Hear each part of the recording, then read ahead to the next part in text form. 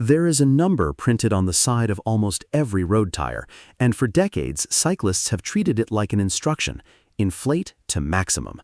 Pump it until the tire feels like a piece of furniture, until you can barely press a thumbnail into it, and then go ride.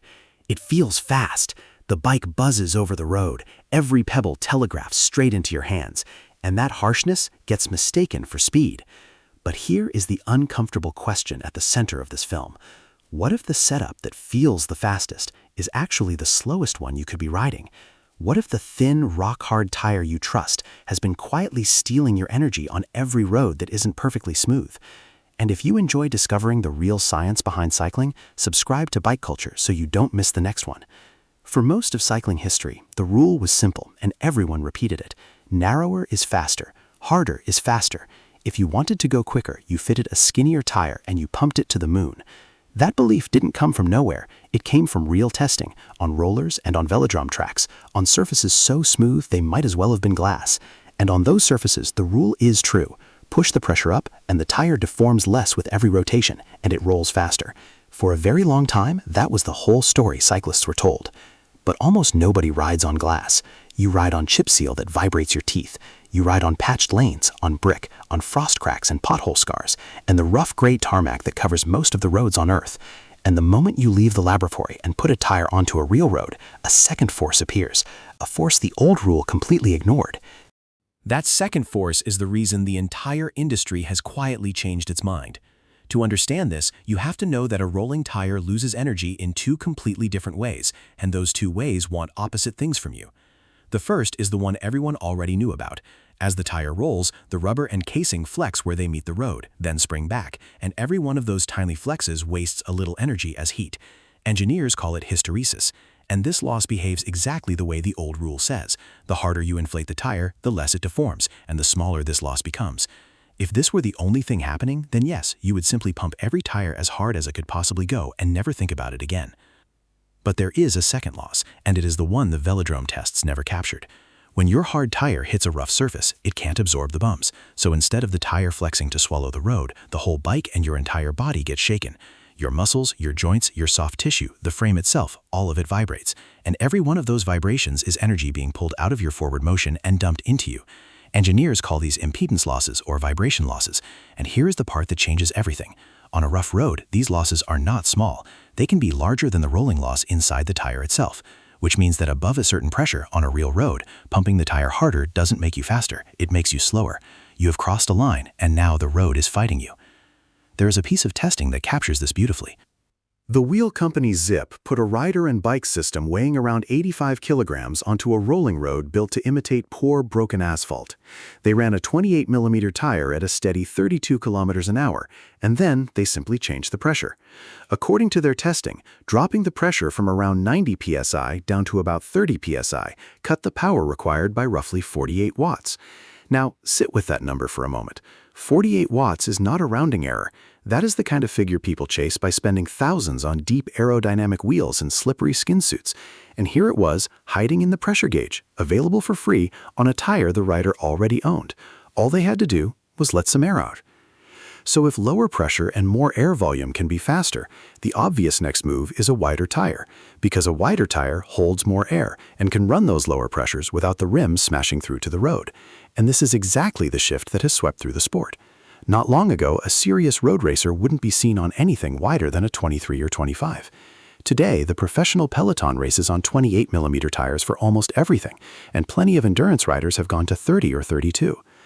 The people whose living depends on going fast looked at the evidence and they went wider. That alone should make you pause the next time someone insists that thin and hard is the only fast way to ride. If you're enjoying this kind of deep dive into the details that actually make you faster, subscribe to Bike Culture. But this is a Bike Culture film, and we don't do simple. Wider is not a magic word, and anyone who tells you that wider is always faster is doing exactly the same thing the old rule did, just in the opposite direction. Because there is a cost to width, and that cost is aerodynamic. A wider tire has a bigger frontal area, it pushes more air aside, and at high speed, aerodynamic drag becomes the dominant force fighting you.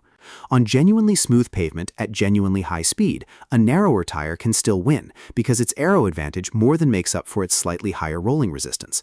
This is precisely why time trial bikes still wear narrow tires, and why a fast rider on smooth roads might rationally choose a 28 over a 32.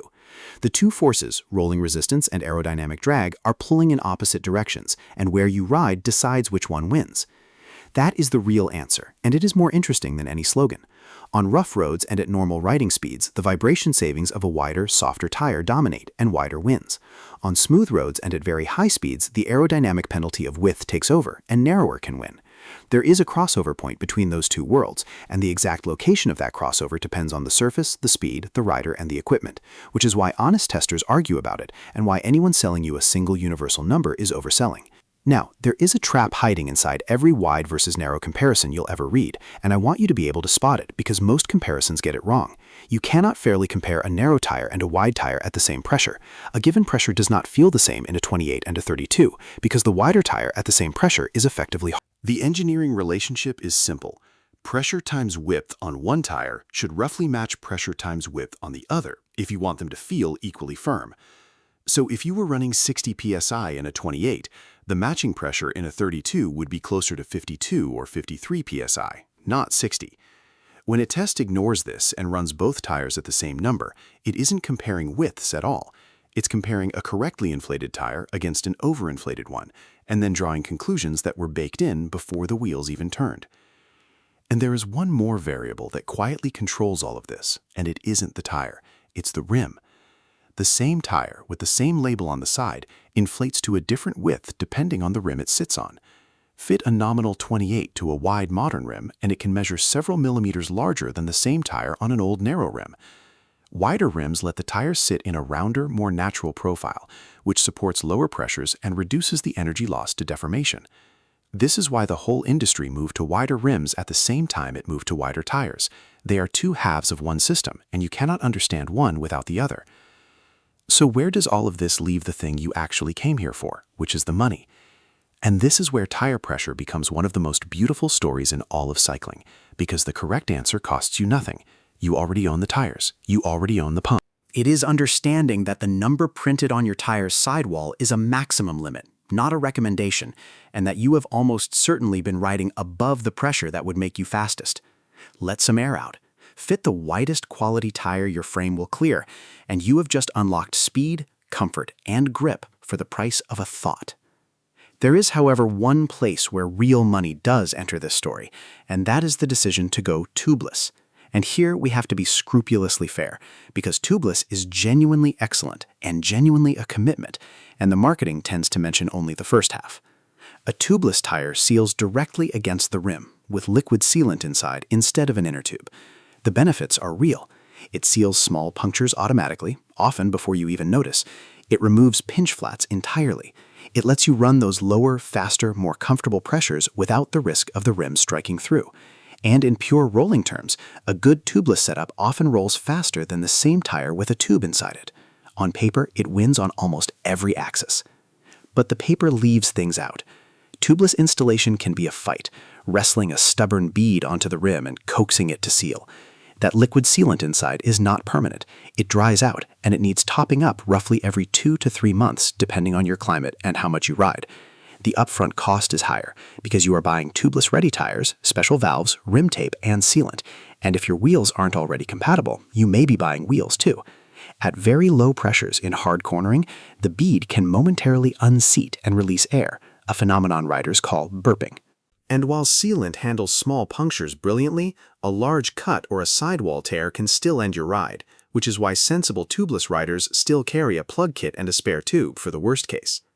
Tubeless doesn't remove maintenance, it trades one kind of maintenance for another. For more cycling breakdowns like this, subscribe to Bike Culture and join the channel. So who is it actually for?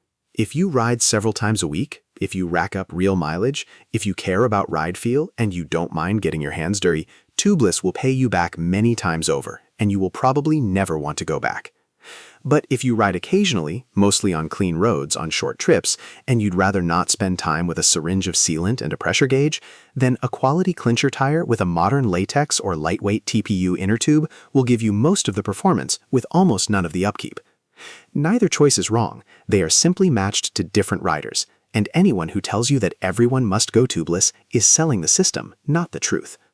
If you're a beginner, there's a strong case for learning to fix an ordinary flat by the roadside before you ever touch sealant, because that skill will save you long after the novelty of tubeless wears off. Let's pull the threads together, because the picture is now clear, and it looks nothing like the old slogan. Narrower and harder is faster, but only on surfaces most of us never ride, at speeds most of us rarely hold. On the real roads that fill our actual rides, a wider tire at a lower, correctly matched pressure is usually faster, more comfortable, and grippier, and the rougher the road, the bigger that advantage becomes. Width has an aerodynamic cost that reappears at high speed on smooth ground, which is why the answer bends with your terrain instead of being a single number. The rim you mount the tire on changes the tire itself, and the choice to go tubeless is a genuine performance gain wrapped around a genuine recurring maintenance cost that only some riders will happily pay. Think about what that really means. The fastest upgrade in cycling for most people isn't carbon, it isn't electronic shifting, and it isn't a set of deep aero wheels. It's a pressure gauge and the confidence to ignore the number on the sidewall. The industry spent years selling us thin and hard as the shape of speed, and then quietly went wide and soft when the evidence became impossible to ignore. The pros already switched, the wheel engineers already switched. The only person who might still be riding on last decade's assumptions, on tires pumped to a number that a machine printed for legal reasons, is you. So before you spend another euro chasing speed, go and look at your bike. Check what width your frame will clear. Check what your rims are designed for. And then reach for the one tool that has been sitting in your garage the whole time, the humblest, cheapest, most powerful performance component you own. Let a little air out. The road you ride on has been trying to tell you something for years. It's finally worth listening.